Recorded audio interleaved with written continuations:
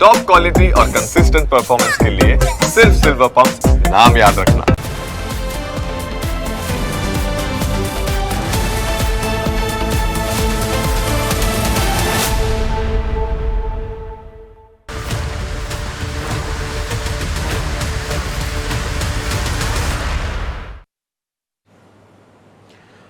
અનેક વખત વિવાદોમાં આવી ચૂકેલા બિલ્ડર અને અમદાવાદની પતંગ હોટલના માલિક ઉમંગ ઠક્કર જેલના સળિયા પાછળ ધકેલાઈ ગયો છે.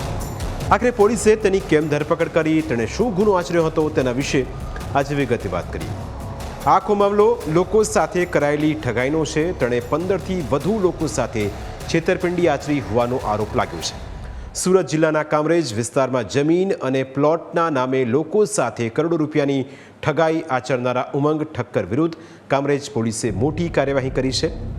આ શાતિર ઠગે નિર્દોષ લોકોને પોતાની જાળમાં ફસાવીને મોટું કૌભાંડ આચર્યું. કામરેજ પોલીસ સ્ટેશનમાં એપ્રિલ 2026માં નોંધાયેલા ગુના અનુસાર આરોપી ઉમંગ હરિભાઈ ઠક્કરે કામરેજ વિસ્તારના ખોલવડ ગામમાં સહજાનંદ નિર્વાણા નામે એક પ્રોજેક્ટ શરૂ કર્યો. આશ્ચર્યની વાત તો એ છે કે જમીન પર પ્રોજેક્ટ બતાવવામાં આવ્યો હતો તે જમીન વર્ષ 2018માં જ અન્ય કોઈ વ્યક્તિને વેચી દેવામાં આવી હતી. એટલું જ નહીં, જમીનના ટાઇટલ ક્લિયર ન હોવા છતાં આ શાતિર ઠગે ખુલ્લા પ્લોટનું બુકિંગ શરૂ કર્યું હતું. આરોપી ઉમંગ ઠક્કરે 15થી વધુ લોકોને પ્લોટના બુકિંગના નામે વિશ્વાસમાં લીધા હતા અને તેમની પાસેથી પ્લોટના બુકિંગ પેટે કુલ 1,56,00,000 રૂપિયા પડાવી લીધા હતા. તેમ છતાં ન તો તેમને પ્લોટ આપવામાં આવ્યો કે ન તો તેમના રૂપિયા પરત આપવામાં આવ્યા, જેને પગલે લોકોને પોતાની સાથે છેતરપિંડી થઈ હોવાનો અહેસાસ થયો. દ્રશ્યમાં તમે જે જગ્યા જોઈ રહ્યા છો તે જગ્યા વેચાઈ ગયેલી છે. તેનું ટાઇટલ પણ ક્લિયર થયેલું નથી. તેમ છતાં ઉમંગ ઠક્કરે લોકોને ખોટી ભલામણો લાલચો આપીને છેતરપિંડી આચરી હોવાનો આરોપ છે. ખોલવડ વિસ્તારમાં વર્ષ 2025માં સહજાનંદ નિર્વાણા નામથી પ્લોટિંગ પ્રોજેક્ટનું જોરશોરથી માર્કેટિંગ શરૂ કરાયું. બેનરો, જાહેરાતો અને સેલ્સ ટીમ મારફતે લોકોને ઓછા ભાવે પ્લોટ આપવાના દાવા કરવામાં આવ્યા, જેથી અનેક રોકાણકારોએ પ્રોજેક્ટમાં રસ દાખવી બુકિંગ કરાવ્યું હતું.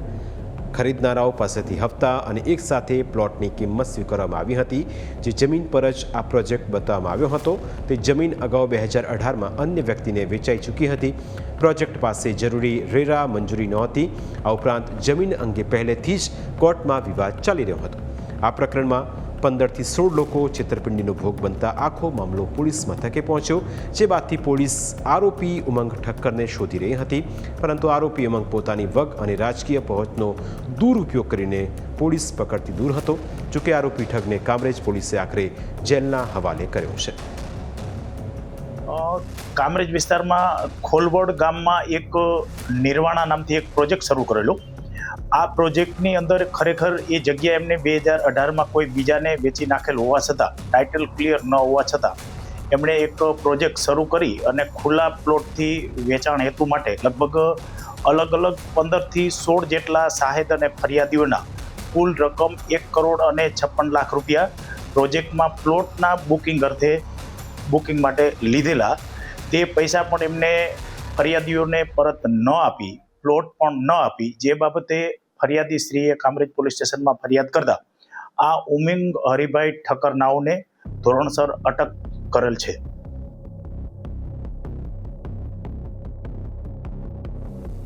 મહત્વનું છે કે આરોપી ઉમંગ ઠક્કર કોઈ જેવો તેવો ખેલાડી નથી. તે અમદાવાદનો મોટો બિલ્ડર છે. અમદાવાદના શામલ 4 રસ્તા પર ધર્મદેવ ગ્રુપની ભવ્ય ઓફિસ આવેલી છે.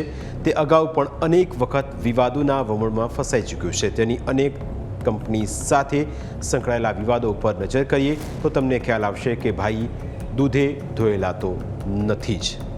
આ પહેલાં વર્ષ 2014માં 2.5 કરોડના સર્વિસ ટેક્સ ગોલમાલ કેસમાં તેની અટકાયત કરાઈ હતી. વર્ષ 2018માં જમીન એને કેસમાં પણ કાર્યવાહી કરાઈ હતી. એએમસીએ ધર્મદેવ ઇન્ફ્રાસ સાથે સંકળાયેલી કંપનીઓના બિલ્ડર્સના લાયસન્સ સસ્પેન્ડ કર્યા હતા, કારણ કે તેઓએ ખેતીની જમીનને બિનખેતી કરાવવા બનાવટી દસ્તાવેજો રજૂ કર્યા હતા. વર્ષ 2020માં એટ્રોસિટી અને ધમકીનો કેસ નોંધાયો હતો. સેટેલાઇટ વિસ્તારમાં ઉમંગ ઠક્કર સહિત 4 લોકો સામે એફઆઈઆર નોંધાઈ હતી. વર્ષ 2021માં ઈડીએ DHFL લોન વિવાદમાં કંપની પર દરોડા પાડ્યા હતા. આરોપ હતો કે DHFL પાસેથી તેણે 1,000 કરોડથી વધુની લોન લઈને રૂપિયા પાછા નહોતા ચૂક્યા. આ લોનની રકમનું તેણે વિદેશમાં રોકાણ કર્યું હોવાની તે સમયે આશંકા હતી. વર્ષ 2025માં અમદાવાદના નવા નરોડા વિસ્તારમાં BU પરમિશન વિના સ્વામિનારાયણ પાર્ક નામની બિલ્ડિંગ બાંધવાનો આરોપ હતો. આ કેસમાં કોર્પોરેશને બિલ્ડર સામે કાર્યવાહી ન કરીને લોકોને નોટિસ પાઠવી હતી. આ ઉપરાંત તેના બાંધકામના પ્રોજેક્ટમાં પણ ગ્રાહકોની ખૂબ ફરિયાદો ઉઠતી રહે છે. ક્યાંક પ્રોજેક્ટમાં વિલંબ થાય છે તો ક્યાંક BU પરમિશનના મુદ્દા ચર્ચામાં રહે છે. જોકે હવે સુરત પોલીસે તેને ઝડપી પાડતા ફરી એકવાર ઉમંગ ઠક્કર ઉપર લાંછન લાગ્યું છે. એટલું જ નહીં, બાંધકામ ક્ષેત્રે સંકળાયેલા લોકોમાં પણ આ બાબતે ભારે ચર્ચા જાગી છે. પ્રાઇમ 9માં સમય થયો છે બ્રેકનો. બ્રેક બાદ અન્ય મુદ્દા વિશે વાત.